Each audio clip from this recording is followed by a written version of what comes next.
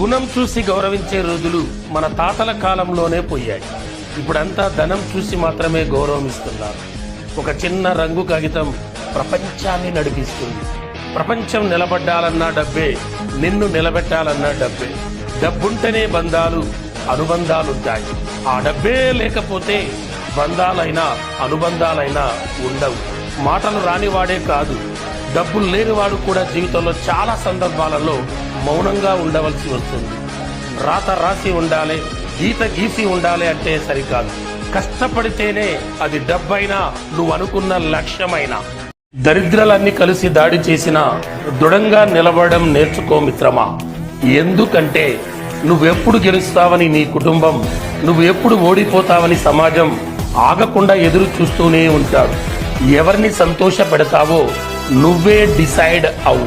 నువ్వు నమ్మినా నమ్మకపోయినా నీ చుట్టూ ఉన్న ప్రతి మనిషి జీవితంలో నువ్వు ఎప్పటికీ ఒక అవసరానివి మాత్రమే.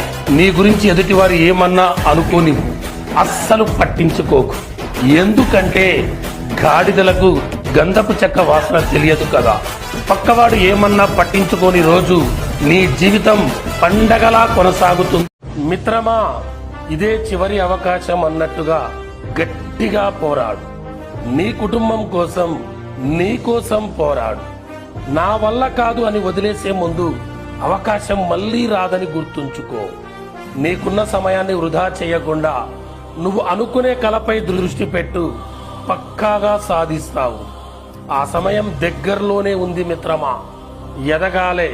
నిన్ను చులకనగా చూసే కళ్ళు తిరిగి నీ వైపు ఆశ్చర్యంగా చూసేలా బాగుపడాలి. చేసే పనిని దైవంగా భావిస్తే ఏదో ఒక రోజు జీవితానికి ద్వీపంలా వెలుగునిస్తుంది.